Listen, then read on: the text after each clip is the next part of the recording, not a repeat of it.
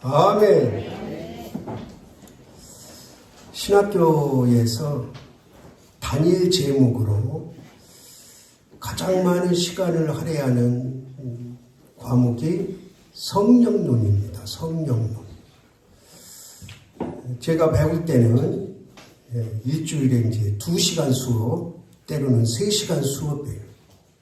한번 이제 수업 들어가면 2시간, 보통 3시간 수업을 하는데 일주일에 한 번씩 보통 한 4학기를 성령에 대해서만 배워요. 그러니까 얼마나 성령님에 대한 그 지식과 또 말씀이 깊은지 알 수가 있는 거죠. 오늘 말씀해 보면 세례 요한이 예수님을 소개하면서 아주 중요한 말씀을 해요. 나는 너희들에게 물로 세례를 주었다. 그런데 내 뒤에 오시는 예수님께서는 물로 세례를 주지 않고 뭘로 세례를 주실 것이다? 성령으로 세례를 주실 것이다. 성령으로 세례를 주신다. 그것도 10절에 보면, 우리가 오늘 읽지는 않았지만 10절에 보면 예수님께서 세례를 받고 올라오시는데 성령이 내려오셔요.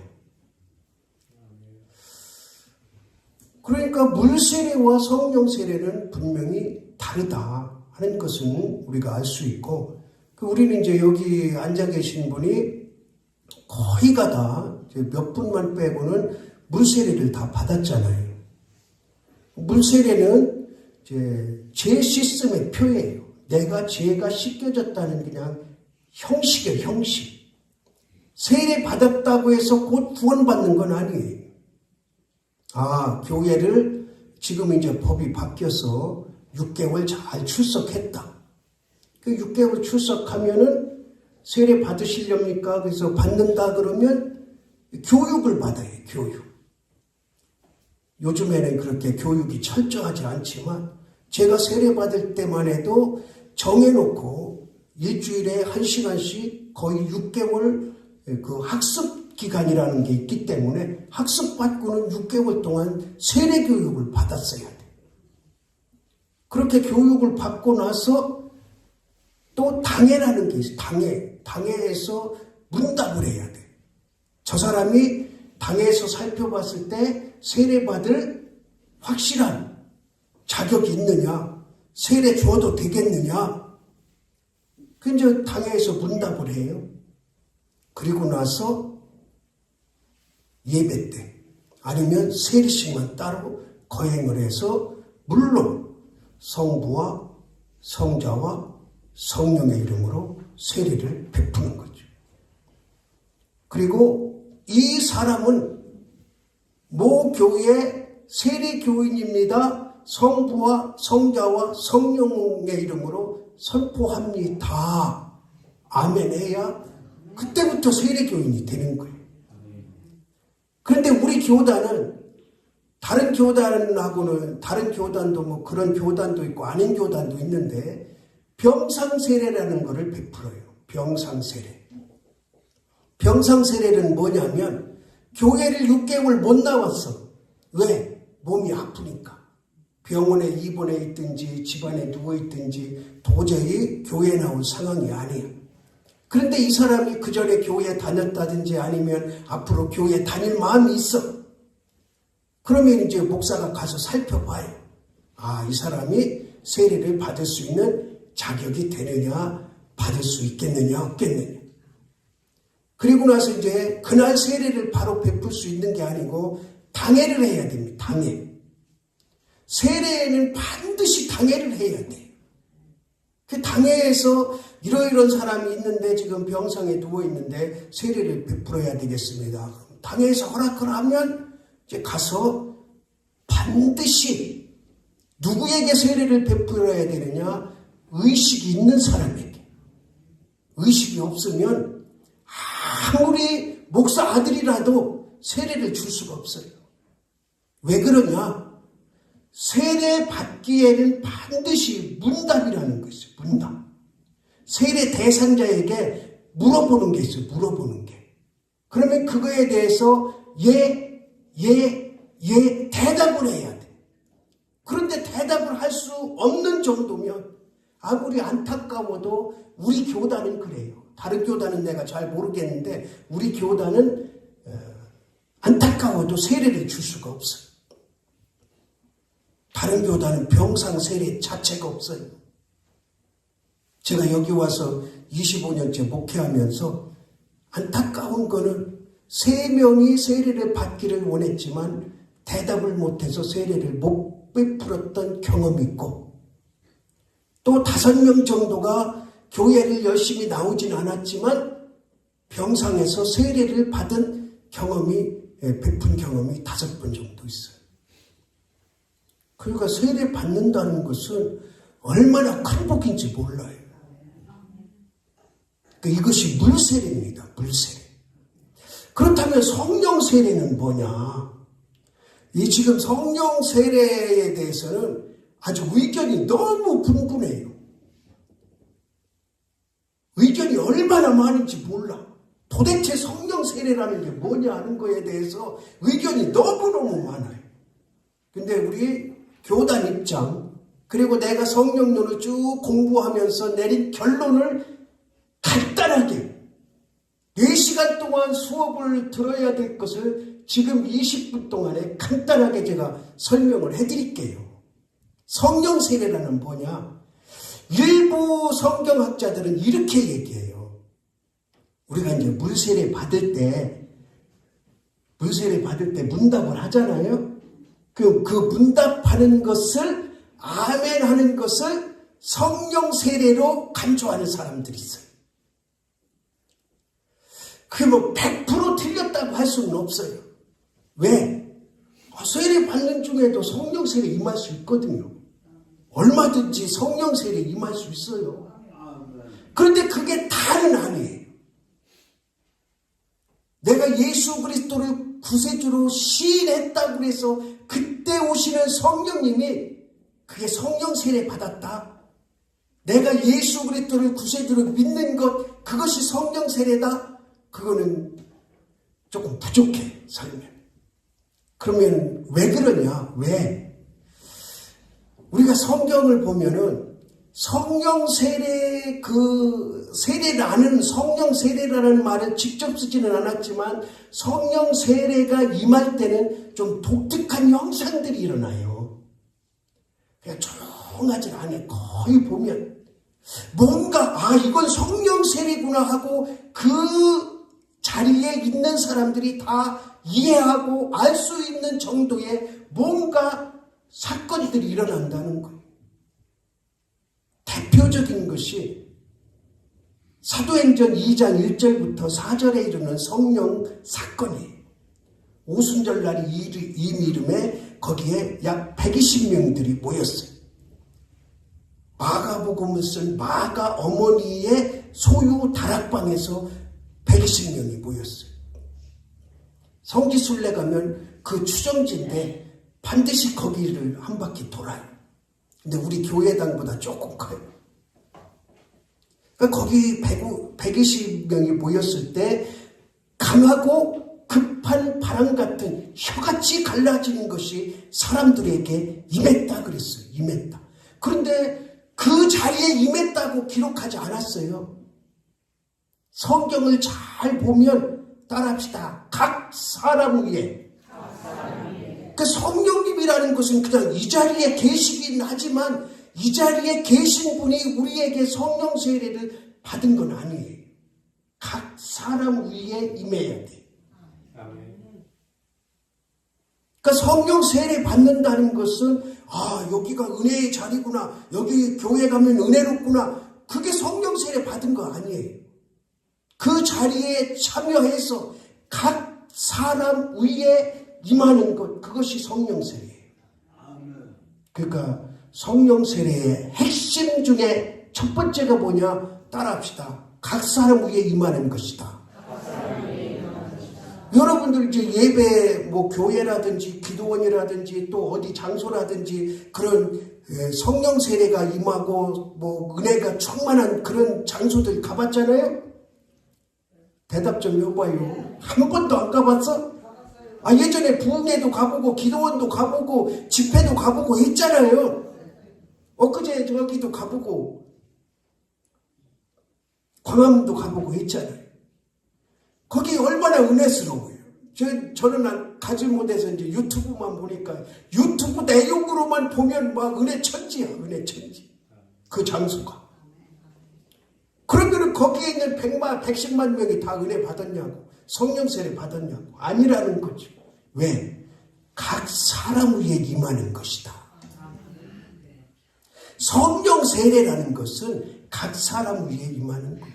그러니까 오늘도 성령님께서는 분명히 우리에게 세례를 베푸실 줄 믿습니다. 그런데 누구는 세례를 받고 누구는 세례를 받지 못하는 거예요. 말씀의 자리에서.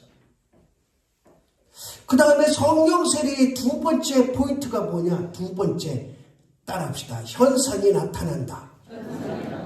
자, 여기 보면은 사도행전 2장 1절부터 4절을 보면 각 사람 위에 임하더니, 그리고 나서 자기 나라 말로, 각 나라 말로 방언을 했다 그러죠. 방언.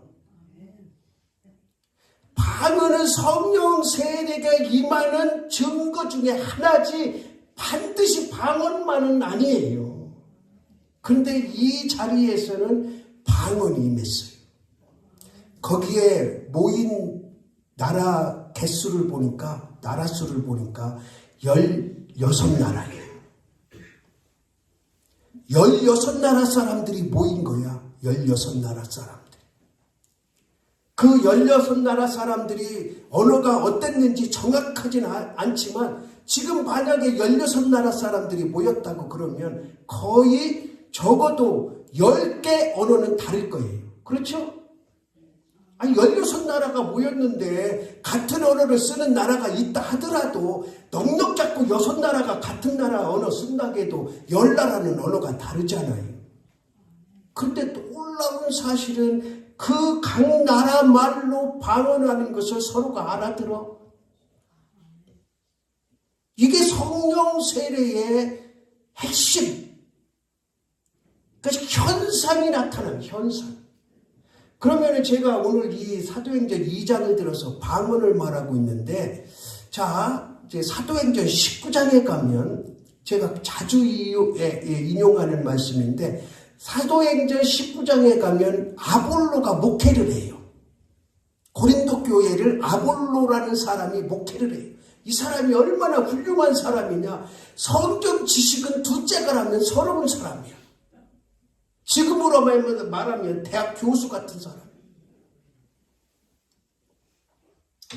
근데 사도 바울이 이제 전도 여행을 쭉 가다가 자기가 개척한 교회잖아요. 그러니까 고린도 교회를 방문을 했어요. 그러니까 아볼로가 아이고 선생님 오셨습니까? 목사님 오셨습니까? 반겼겠지.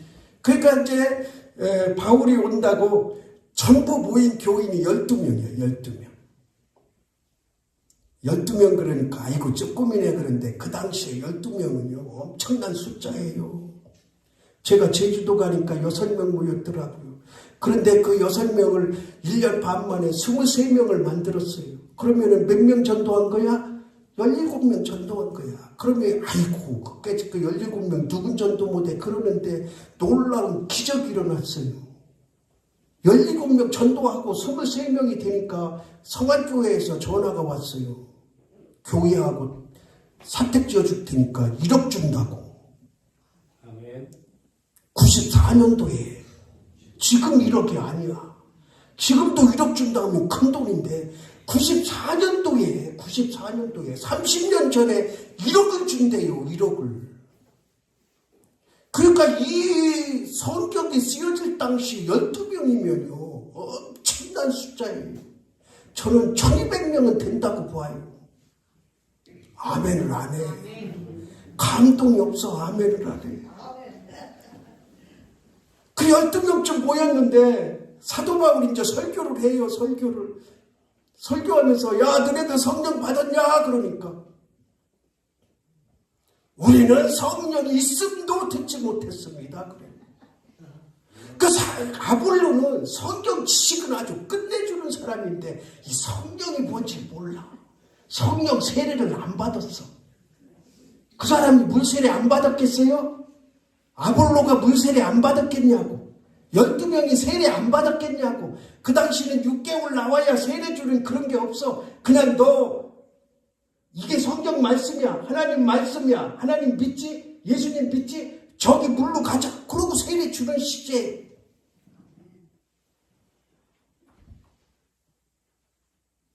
그러니까 12명이 다 세례 받았다고 봐야죠. 그런데 그 사람들은 성령이라는 소리도 못 들었어. 성령이라는 소리도. 그러니까 사도 바울이, 저는 그 말씀을 깊이 묵상했어요. 사도 바울이 거기 본문에는 안수만 했다 그랬어. 안수했다고만 나와요. 근데 안수하기 전에 얼마나 많은 말씀을 가르쳤을 것이며 얼마나 많은 기도를 했을 것이며 그러고 안수를 했을까? 요즘같이 그냥 예배 1시간에 끝나는 시대가 아니잖아요. 제가 루마니아 갔더니 거기는 찬양할 때는 그냥 말 안 해도 다 일어나. 찬양할 때. 누구한테 찬양 돌리니까? 하나님 앞에. 그리고 성경 말씀 읽을 때는 자동으로 일어나. 근데 찬양은요, 그냥 우리같이 한 곡 부르는 게 아니야. 어떤 때는 찬양은 30분에 이 사람이 나와서 찬양하고 또 다 같이 찬양하고 또 저 사람이 나와서 찬양, 또 반주하면서 찬양하고 이것 기타 치면서 찬양한 30분에. 그 제가 이제 궁금해서 우리 성도들 다리 아파서 여기까지 걸어온 것도 참 감사하고 고마운데 그 예배 시간 잠깐 10분도 안 돼. 그 시간 일어나서 이거 짚고 있으라고 해도 아이고 나는 못 일어나. 그러고 그냥 앉아. 한 1분이나 돼서 30초나 돼서. 그리고 도대체 이 교인들도 그런가 하고 제가 두 교회 제가 설교 안 할 때 이제 살끄만히 제일 앞에 앉혀보니까 살끄만히 뒤로 갔어요. 제일 뒤에 가서 앉아서 봤어. 한 100여 명 모였어. 첫 번째 제가 뒤로 갔을 때 한 100여 명 모였는데 다리 부러져가지고 기부수 한 사람 빼고는 찬양할 때 성경 읽을 때 앉는 사람은 한 사람도 못 봤어. 단 한 사람도. 왜? 거기까지 걸어서 왔다는 거 아니야. 그럼 어떤 사람은 이걸 이렇게 짚고 서 있어. 그 내가 얼굴을 이렇게 봤어요. 적어도 80은 넘어. 할머니들. 그 제가 끝나고 그 할머니를 다 안아줬어. 얼마나 귀한지. 그 2시간, 3시간, 2시간은 아주 기본이고 3시간 예배 드리는 동안 몇 번을 일어나서 찬양하고 기도하고 그러는데 저 기도할 때도 일어나. 통성 기도할 때도. 대표 기도할 때도 일어나고 통성 기도할 때도 일어나고 그러니까 거의 예배를 일어나서 예배 드린다고 보면 돼. 그런데 두 교회 다 갔는데 딱 한 사람 다리 부러져가지고 기부스해가지고 쭉 뻗어 앉아있는 사람 빼고는 한 명도 중간에 앉은 사람을 못 봤어. 이게 예배예요. 이게 예배. 여러분들 여기 적어도 마당에서 여기까지 걸어왔잖아요. 이렇게 지게차에 실려서 앰뷸런스 타고 들 것에 들려서 온 사람 없잖아요.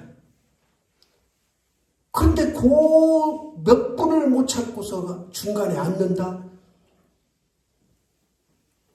오늘 말씀에 보면 하나님께서 성령을 보내시면 그 성령의 충만함의 은혜가 뭔지를 말씀하고 있는 거예요. 그러니까 현상이 뭐냐 하는 거는 오늘 말씀 속에서는 방언을 얘기했고 사도행전 19장에서는 방언과 예언을 했다 그랬어요. 12명이 다 뭐를 했다? 방언과 예언을 했다 그랬어요. 제가 언젠가 무슨 설교를 듣다가 얼마나 깜짝 놀랐나 몰라요. 고린도전서 14장, 12장에 이제 방언에 대해서 얘기를 해요. 방언의 은사에 대해서 얘기를 하죠. 쭉 얘기를 하는데 7가지 은사를 얘기하다 그 마지막에 방언의 은사를 기록해놨어요. 사도 바울이. 그러니까 어떤 설교자가 뭐라고 그러냐면 은사 중에 제일 꼬바리 은사가 방언이라 그렇게 설교를 하더라고요. 제가 얼마나 놀랬나 몰라요. 따라합시다. 은사는 1등도 없고 꼬바리도 없다. 자기 필요에 의해서 하나님이 주시는 게 은사인데 제일 마지막에 기록했다고 꼬바리 은사래. 꼬바리 은사. 내가 그 설교자한테 지금 같으면 질문했을 텐데 뭐라고 질문하고 싶냐? 그러면서 그러는 거예요. 은사 중에 최고의 은사는 사랑이다. 왜? 믿음과 소망, 사랑 중에 제일은 사랑이라고 했으니까. 그러면서 또 덧붙이는 말이 12장의 방언을 은사를 쭉 얘기해 놓고 13장이 사랑장이라는 거야. 그러면 거기서 끝났어야지. 왜 14장에 40몇 절까지 방언에 대해서만 얘기를 해? 이걸 어떻게 설명할 거야? 최고의 은사가 사랑이고 방언이 꼬바리 은사라면 12장, 13장에서 끝났으면 그 말이 일견 옳을 수 있다 생각할 수 있어요. 옳지도 않지만. 그런데 14장은 그럼 뭐냐고. 14장은 방언에 대해서만 해. 방언에 대해서. 방언 통역에 대해서만. 따라합시다. 내가 받은 은사가 가장 귀한 은사다. 그러니까 성경에서는 사도 바울은 가장 많이 강조하는 은사 중에 하나가 방언의 은사예요. 방언의 은사. 그 현상이 나타나요. 현상. 성령 세례를 받으면 방언을 하든지 예언을 하든지 아니면 회개의 눈물이 나든지 아니면 너무 기뻐서 춤을 추든지 그냥 앉아있을 수가 없다니까. 성령 세례가 임하시면 그냥 이렇게 무표정한 얼굴로 앉아있을 수가 없어요. 무언가를 찾아서 봉사를 하든지 무언가를 남을 섬기려 부침개라도 붙여서 가지고 가든지 내 속에 복음이 불릴듯 일어나서 복음을 전하든지 밤새도록 처리하면서 방언 기도를 하든지 각자에게 주신 은사 그것이 현상으로 나타나는 현상. 여러분들 그런데 그 현상이 계속 가진 않아요. 성령 세례 한 번 받았다고 해서 계속 가진 않아요. 그래서 성경에서 또 강조하는 게 뭐냐? 따라합시다. 성령 충만해라. 그러니까 성령 세례를 받을 때 어떤 현상이 나타나서 내가 이제 성령 받았구나. 성령 받았구나. 성령 세례 받았구나. 자기가 느껴질 수 있어요. 그러면 그것을 계속 유지하기 위해서는 계속 노력을 해야 돼. 성령 충만함을 이어가야 돼. 그래야 그 성령 세례에 한 번 왔던 그 성령 세례가 유지가 돼요. 여러분들은 어떤 경험이 있습니까? 성령 세례에 대한 어떤 경험이 있습니까? 예수님께서는 분명히 세례를 받고 나셨는데 성령이 그 위에 임하셨다고 말씀하고 있어요. 그 예수님도 그러신데 그리고 많은 제자들 그 성령 120문도라든지 사도행전 19장의 12명이라든지 이분들이 예수님을 구세주로 고백 안 했나요? 예수님을 구세주로 고백했을 확률이 훨씬 높잖아요. 근데 그분들에게 다시 성령이 임했다는 거. 그러니까 제가 첫 번째 서두에서 말씀드린 내 예수 그리스도를 내 내 구세주로 고백하는 순간에 성령이 임한 것이 성령 세례라는 말은 잘못된 거예요. 그거를 주장하는 사람은 성령 세례가 뭔지 모르는 사람이에요. 경험이 없는 사람이에요. 체험이 없는 사람이에요. 그러니까 그냥 예수 그리스도를 구세주로 고백하는 순간 나는 성령 세례 받았다. 그냥 자기 합리화를 시키는 거죠. 분명히 두 번 임하잖아요. 성령 세례를 받은 사람도 성령 임하고. 분명한 건 하나 있어요. 분명한 거. 고린도전서 12장에 보면 성령님이 아니고, 한번 따라합시다. 성령님이 아니고는 예수님을 주라 시인할 수 없다. 그러니까 우리가 예수 그리스도는 나의 구세주입니다 하고 입으로 시인한 모든 사람들은 성령님에 의해서 한 거예요. 그거는 분명해요. 근데 그게 성령 세례는 아니라는 거예요. 물론 그때 성령 세례가 임할 수도 있다고 분명히 말씀드렸습니다. 내가 예수 그리스도는 나의 구세주입니다 하고 고백하는 순간 죄가 생각나고 방언이 터지고 예언이 터지고 환상이 보이고, 그러면은 그 사람은 그거와 동시에 성령 세례를 받은 거예요. 그러니까 밋밋하게 그냥 나는 입술로 고백했는데 구세주를 믿은 거는 사실이 왜? 입술로 고백하고 아멘 했으니까. 우리가 전도하면서 영접시킨다는 게 뭐예요? 영접시킨다는 거. 예수 그리스도를 구세주로 믿습니까? 하고 아멘 하면 이제 영접했다 그러잖아요. 그 사람들이 다 성령 세례 받았냐고? 아닌 거죠. 그 순간에 성령 세례 받을 수도 있지만 100% 그것이 성령 세례는 아닌 것은 분명하다. 그래서 오늘 세례요한이 이렇게 말합니다. 성령으로 세례를 베풀 텐데, 따라합시다. 나는 성령 세례를 받아야 된다. 그럼 성령 세례를 받으면 성경에서 말하는 세 가지 현상, 아까 방언 말씀드렸죠. 그리고 두 번째는 열정. 그 열정이 무슨 열정이냐? 복음 전파에 대한 열정. 여러분 10년 가운데 복음 전파에 대한 열정이 있으면 그 사람은 성령 세례 받은 거예요.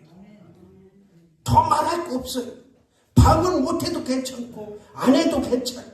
복음에 대한 열정만 있으면 그 사람은 성령 세례 받은 거예요. 성경이 그렇게 말하고 있어요. 다 하면 더 좋고, 그 다음에 또 하나 뭐냐? 기적을 일으킬 수 있어요. 성령 세례 받은 사람은 100%는 아니지만 기적을 일으킬 수 있어요. 내가 기적을 만드는 사람은 아니지만 하나님께서 나를 도구를 통해서 기적을 일으킬 수 있다는 거예요. 그러니까 제가 지난 시간에 그랬잖아요. 여러분들 이 앞에 있는 목사보다도 여러분이 더 훌륭하고 더 확실하고 더 좋은 은사를 가질 수도 있었고 가질 분도 있고, 특히 치유의 은사, 병 고치는 은사는 여러분들 가운데 저보다 훨씬 더 병 고치는 은사가 강하게 일어나는 사람도 있을 수 있다. 근데 여러분들이 그걸 안 하니까 이게 기적인지 내가 은사가 있는지조차 모르는 거예요. 그러니까 여러분들 손주들 오잖아요. 그럼 무조건 손 얹고 기도해봐요.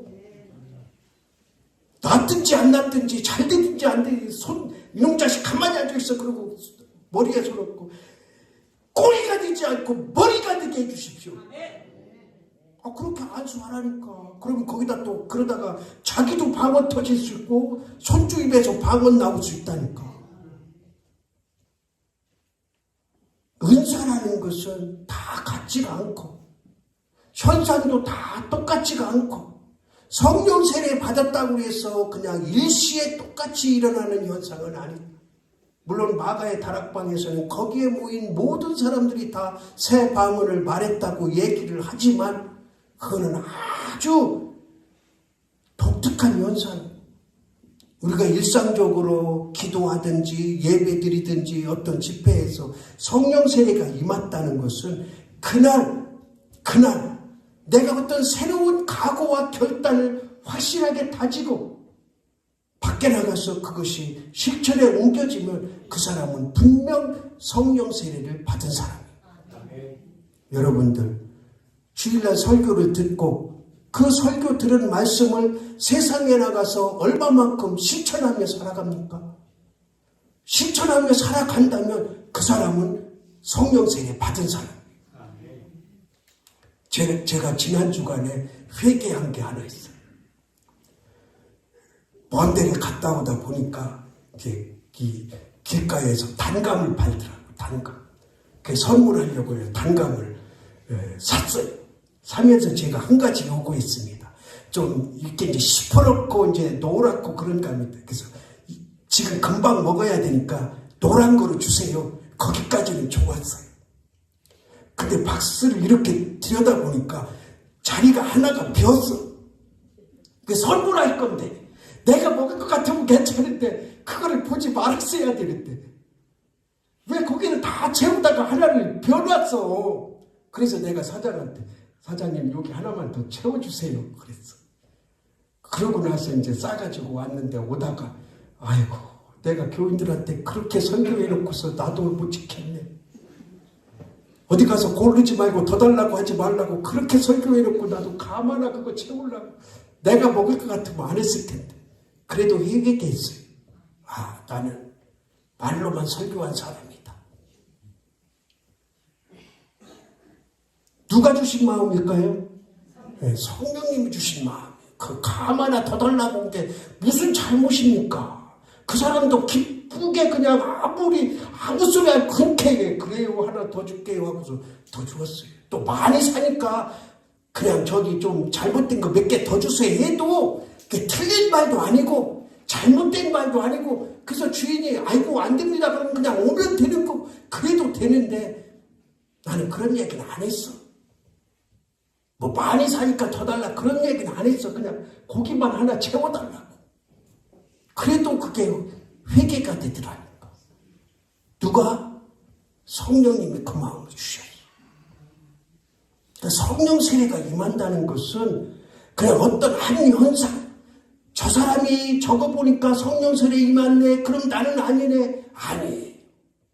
여러분들이 말씀을 듣든지 찬양을 부르든지 성경을 보든지 뭔가 할 때 강하게 나에게 뭔가 임했고 마음이 뜨거워지고 머리가 시원해지고 가슴이 후련해지고 그러면 성령 세례 임한 거예요. 그럼 이제 결단하고 실천에 옮기면 되는 겁니다. 성령 세례는 실천에 옮기는 거. 거기까지가 성령 세례의 완성입니다. 그냥 그 당시 받았다고 그거로 끝나는 게 아니고 물세례, 성령 세례 여러분은 물세례를 다 받은 한두 분 빼. 이제 그분들도 물세례 받으실 거예요. 앞으로 여기 장학교에 출석해서 예배드리는 우리 모든 성령 세례 안에 하나님의 일을 감당하는 저와 여러분 되기를 주님의 이름으로 바랍니다. 하나님 아버지